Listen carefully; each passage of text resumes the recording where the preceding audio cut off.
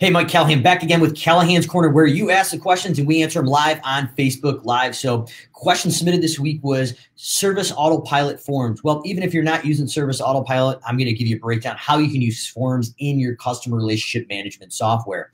Obviously, we're going to be diving into Service Autopilot to show you how to execute in that platform. But if you've been looking at other CRMs that have forms, this is a great way to utilize it. But obviously, diving into essay, this is going to be execution of how to use it inside Service Autopilot. So without any further delay, we're going to dive in and actually show you how to set these guys up and execute them in your business. So the first thing here is I'm going to shrink down the screen.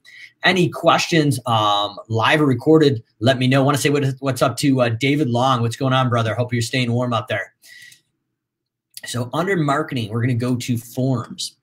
Now, I'm going to go over some of the basics and then get into the finer details of forms, how to actually build these out. So the first thing we're doing is going into add a form in the upper right-hand corner. And we're going to name the form. So I'm going to call this our Facebook test form, just so we have it.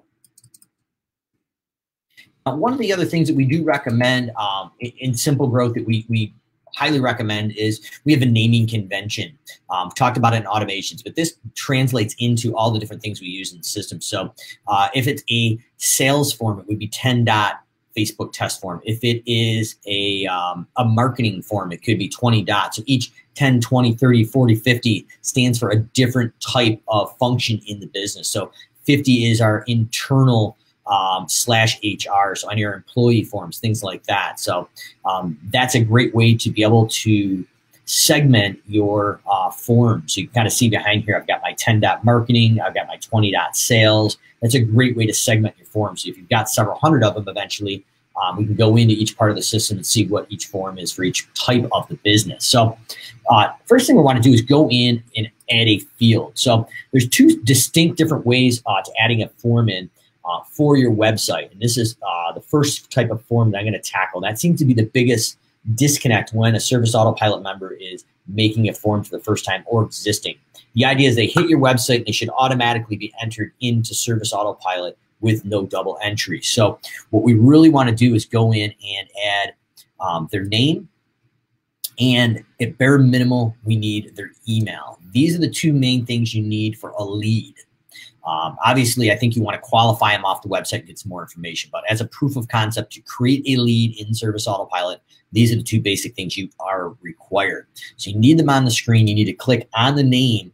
And then under mapped to here, we need to go to first name, last name. And under email, we're going to map that to their actual email address. So those are the two main things that need to be addressed in the system for it to create a lead. So first name, last name mapped back to here, and email. Those are required. So once that email, or once the form is submitted, it will automatically create those on the fly. So under form settings, now that we have those top two variables that are required, is we want to go in and put auto create on submit, and we're going to create on submit, update, and create a lead.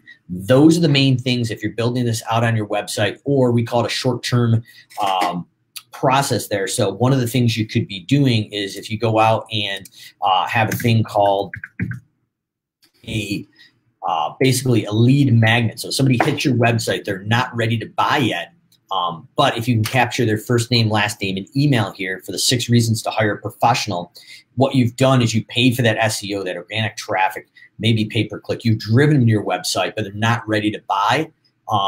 In my opinion, you've got a hole in your sales funnel. You're bleeding money there because you paid good money to drive into your website, but you have no way to capture that lead. So by having a lead magnet, the 5 or 6 reasons to hire a professional, this could be a video series, a PDF, a white paper, an article, whatever that is, we need to be able to capture that and then nurture them. Taylor Chase Cannon wants to know if we're still going to be covering the fertilizing. Yes, absolutely. Not on this one, but a later one later today. We're going to break down how to do production rate based estimating on fertilizers and shrubs. So that's going to be a bit of a longer one, but I wanted to stay consistent and get this out this morning for this question. So Taylor, great question. We will have that for you later today. So basically in forms, that's the idea of a lead magnet, a short form that you would use. And we get them in, we drive them through our long-term nurture that we use in Simple Growth Automations, or obviously you can build your own. So the next question is, how do we create a client in-service autopilot. So same thing, we need first name, last name. The other variable that's required is address. So I'm going to recommend pulling that up. It's a required field. When you click on address, it drives it down. So we want to map this to service address, not billing address. So that service address is going to be the missing link that we need to create that client. Now, under form settings, we need to go down and change that create update lead, if that's what we're looking to create update client. So predominantly off your website, you're still going to create and update a lead. But if you want to create a client, they need first name, last name, map back, and address map back. For lead, it's first name, last name, and an email map back.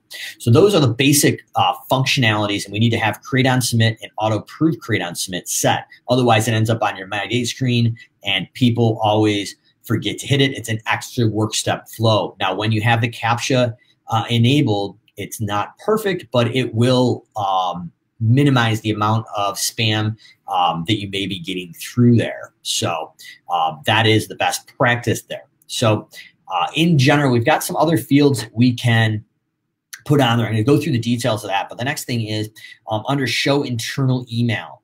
So basically what this does is it gives you the option to create a copy of this form as it's submitted. And we can create the email subject line, who it's from, and basically add additional verbiage. And what it's going to do is alert someone in your office that we have an estimate request or someone's hit this form and submitted it. We can also go through and select the recipients here by role or resource. And this will automatically take care of that notification. So it's a great feature that's built in. You don't need automations. It's included in that. In addition, if you want to send confirmation to the client, we can send them a copy of the form with additional verbiage, acknowledging that they have accepted or we've received their request for an estimate, and basically confirming what they've selected. So this is a great way to start the communication process before you actually get into an automated process. It can be exceptionally more personal and meaningful. So if you're just starting out, you're not automating it, this is a great starting point. When you automate it, you probably want to stay away from this and build a welcome process that we have where we go and acclimate them what to expect, and we tie in that PCI compliant credit card form, or merging in the payment portal to get that credit card on file if that's something you want to do. So that's the basics and concepts that we're diving in here with this form. So next thing is show on mobile. That is a big question. So how do I create a form for my team in the field to require a picture, or say we've closed the back gate on the fence, or maybe there's certain things in a home cleaning company that we're talking about. We're going to clean all these rooms, bedrooms, bathrooms, and in the kitchen and the living areas, they have hardwood floors, and we're going to use Bona. It's a cleaning product for hardwood floors. So these are things that could be checked off by the cleaner or the technician in the lawn care company that are required, but it's a status to make sure what should happen always happens for accountability. So we're taking that knowledge from the office, the owner, and disseminating or basically delegating it and sending it out to the people in the field. So you're not the single point of failure. So that is show on mobile. So that can be live in the mobile. One of the ways we used this at Callahan's Lawn Care was we had a mobile form that popped up in between 10 p.m. and 7 a.m. every day that it was below 50 degrees in the winter. We required someone to go out and do spot checks at each property. They would pull up their phone and take a picture of the property with a ruler, and the form listed the location, the conditions of the weather, and behind that form there was some tags and triggers for automations that notified via text the people that would have to go out if we had 1 inch of snow, 2 inches of snow, 3 inches of snow, or just icing that needed salting. So you can automate some of the communications based on the things that happen in these forms. Next thing here is show URL attachment. So it gives you the ability. So a lot of the people that we work with in water features, or even landscape companies, cleaning companies as well, require pictures of the job that we're estimating. So this alleviates you to go out in person. So if you put the show attachments, it gives them the ability with their mobile or on their computer to attach pictures. So it alleviates you to actually physically going out and doing the estimate in person. So these are some of the benefits of forms and how they can be utilized in your service business. So any questions as you're watching live or recorded, I'm happy to take a look at those as well. those are going to be the high level basics. So the next thing here is under fields, we can add text. So this is just literally a text field that captures text. We can do paragraphs. We can do multiple choice. We can do numbers. One thing here is this could be untitled, could be it goes out and it captures when is the last time you had your house cleaned. A qualifying question or something you want to standardize, so we capture it. So that could basically affect the pricing, obviously, on the home cleaning. So these are things that are text fields, and when you go in and do that, you can map them back to things called custom fields. So basically a custom field captures that data on the specific contact record. So if I went back and said map to custom field, and if I had a custom field of last time the house was cleaned, not sure if I do in this test account, but it could be the job notes for the master bedroom. That's just an example, but those are some things that can be tracked, and now each client record would show that. The other big example that we use here is traditionally numbers. So this would be square footage of landscape bed, square footage of turf. If you can't measure it online, you have to physically go out and measure it. We can pull it up once again on our mobile with the show on mobile attachment and drive that data into the system to start calculating an estimate. So these are just some of the basics that are allowing you to start buying that time back and create a process or system. We have all different options. Now, in addition, what we can do is if we have checkboxes or multiple choice here, and we click into this, we can add things such as tags. So we can map it back to a custom field, and we can add tag conditions. So if they check something like they have a fence gate, that can have a tag that this person has a fence gate, so we know we need a certain size mower. But anything you want to track and apply a tag to, this can be applied automatically off the form. So this is as it starts to build complexity, we can build that in. And these can trigger automations and different segmentation of your client base. So on a high level, those are the different type things without spending hours on this. Another really cool ninja tip that we do recommend here is going in and entering in the help section. So what we've done at Callahan's is we created videos inside these. So video or winterization of spray tank, whatever that is. So maybe we want to take what's in our head and give the person on the form the ability to watch a video with a shopping list. So if we're going to winterize our spray tanks for the end of the year for a fertilizing company, we can go out and provide a video, a shopping list of how much materials they need and how and when it needs to be done, and they can check it off and watch it. But now all the knowledge is in one area. So if we went into Google here and pulled up a quick video, I can show you how this is done. So Greg Skin Clark is a fertilizing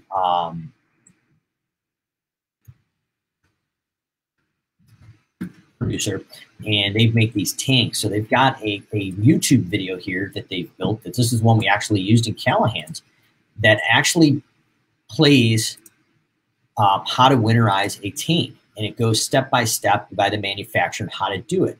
So this was a video that we wanted to utilize to take the knowledge of how to do this, so the manager owner wasn't responsible for it, and we can delegate it. So you want to go in and click the share button and go to the embed code and literally just grab this iframe.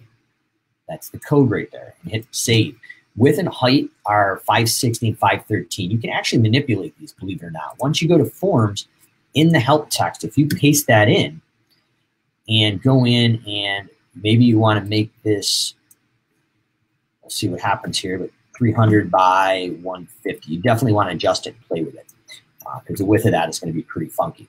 But once you have that in there now, in the help section, we can go in and save this. And let's see, under form settings, we have to change this. Other thing here, show in timelines is clicked by default. That's great. Every time it's submitted, you can see it in the timeline of the customer, lead, or the employee. So that gives you an audit trail as well. So once you have this saved, I'm going to go in and actually find this form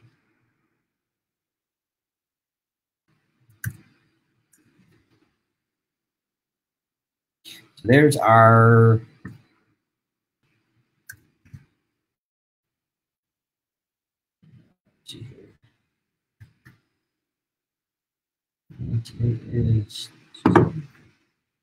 there it is. So this is our form. So once we have the form that we want,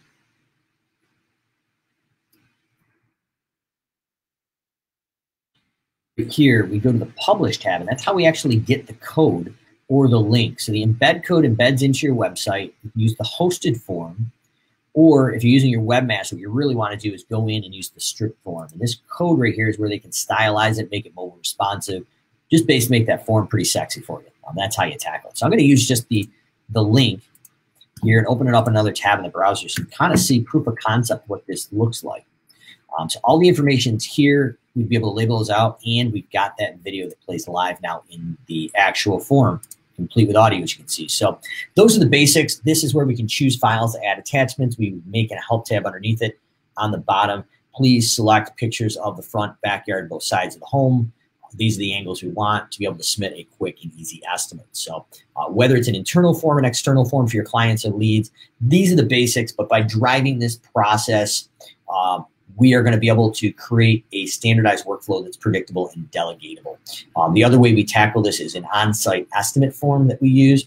I'll give you a quick example of that before I wrap it up here. But this has been pretty instrumental for most people in the service industry, especially our company. So the gentleman that ran Callahan's Lawn Care did not have a lawn care background. All he did was fertilization and weed control. And he had never mowed a lawn, he never did mulch, never pruned. And the crazy part was within a week or so, he was estimating within pennies of the dollar on everything that I estimated. So ideally, we want to go in the office and get your gateway services. So under property measurements, we can go out and measure them. We have other videos from Callahan's Corner where you ask, we answer, obviously, where we teach you how to measure these, label them with color, and track the square footage, and you can add or subtract the values here on the left. So ideally, this is the workflow. We want to sell our gateway services and lawn care over the phone. Same idea in home cleaning. We want to sell our top to bottom or initial deep clean over the phone by asking certain variables with a high and low price range, and then eventually, once we get there, we get a set price. The idea is we want to take them off the market, close the sale, and then upsell our reoccurring ancillary services. So try to get them online, but if we can't, this is where the form comes into place. This A is for auto assist. This is what happens in automations. You can build these out and customize them. The thing I want to look at is our on-site form here. I'm going to show you a couple examples of the other forms we have here if I got a few minutes. So first name, last name, address loads in automatically. But the idea is now we're taking our phone and walking around the property and plugging this in our tablet. So if you can't measure it online, we're plugging in lawn square footage, linear length of the landscape bed to be edge, bed square footage to be mulch, number of small, medium, and large shrubs. We have production rates, how to trim those and clean those up, how many minutes for small, medium, and large shrub. Taylor Chase Cannon asked about, are we going to go into a video later today about production rate based estimating for shrub and tree care for fertilizing? Very similar process, but we'll dive into that in the next Callahan's Corner. We've got trimming hedgerows with and without a ladder in 10 linear foot sections. And then we've got notes here for shrub pruning. Does not include hedgerow on west lot line. What that does is it eliminates you going into the description tab in the estimate, physically typing this in and having to remember. You enter the data in the form, and we've linked it back to that custom field for that client, and it merges in automatically the document. So we're taking all the screens and compiling them down to 5 to 6 screens of success to optimize a workflow that we can train somebody in 7 to 10 days and have them up and running proficiently in Service Autopilot right out the gate. So the idea of the on-site estimate form is you're walking around and you're collecting the data when you're there, and then when you pull up the estimate live in the mobile or in the office, all the data calculates a price, a budgeted time, and cost before profit. So that's how we drive that process through a form. You can see on-site estimate form here on the left. That's our audit trail. In addition, we've got a couple other ones that we may want to look at real quick. Is we've got our office KPIs. So these are some things that we may have a office or manager person do. So how many lawn mowing renewals, how many new clients, number of new lawn mowing clients to hit the sales goal. So we've got our daily sales goal. That's our dashboard that we're driving through a form, and then we can report on that. Traditional fertilizing, new renewals clients, and how many more to hit our goal for the end of the year. Organic fertilizing. Accounts receivable, current, 30 days, 60 days, 90 days. customers and leads, number of new leads, number of new clients, number of canceled clients. That is our dashboard that we're driving through a form and then reporting on. But we're forcing someone to physically track this. Yes, we can build automated reports, but if somebody is accountable for this, my opinion is we don't want to necessarily automate this. We want to make them feel the wins and losses so they're driving home to that goal. So that's the idea of this office KPI form applied to somebody. It's something like our repetitive task automations, where we automate our daily, weekly, monthly, quarterly, and annually repetitive tasks in the office under about 7 categories. So this would fall under our office, but it tells everybody what they need to do, how to do it, when it needs to be done. And if it doesn't, it alerts the employee that didn't do their job, and it escalates to the manager owner via text or email. Summer KPIs, key performance indicators. So we've got our lawn mowing KPI sheet. So we've got our crew leader, start and stop time, technician. We've got some information based on the dollars sold, actual versus budgeted. There's the oil checked on equipment, gas receipts, and route sheets completed in the mobile or on site. So these are some of the examples that we've used throughout the day. And then if there's the receipts from expenses, the manager would attach the file or picture of those so we have an electronic copy. Next thing we're looking at here is we've got the same thing for winter. We have quality control forms. So we go in, and this is what the customer success coach that would do for us. So we would go in, and we on an NPS score, we'd rank the lawn mowing, the line trimming, the blowing, and we'd have a detailed thing in the help tab of what we were actually defining. So there was no question. And basically, we would go in and check what they did. And then some personal notes here, and they could attach pictures of what actually happened on the job. Final thing here before we wrap it up is purchase orders and asset management. So this is a PO, purchase order request, from the business manager that ran Callahan. So over a certain threshold, he was required to apply this in so our financial person could approve or not approve. And when he did buy it, he'd go back into the form and take a picture of the receipt. So we had electronic record of everything. So quick deep dive into forms, things that can do it, things that can't do. Submit your questions on the live recorded thing. Want to say what's up to Aaron and Daryl joined us as well. Callahan's Corner daily. You ask the questions, we answer them live right here on Facebook Live. We'll see you again on the next video. Hello. What's up?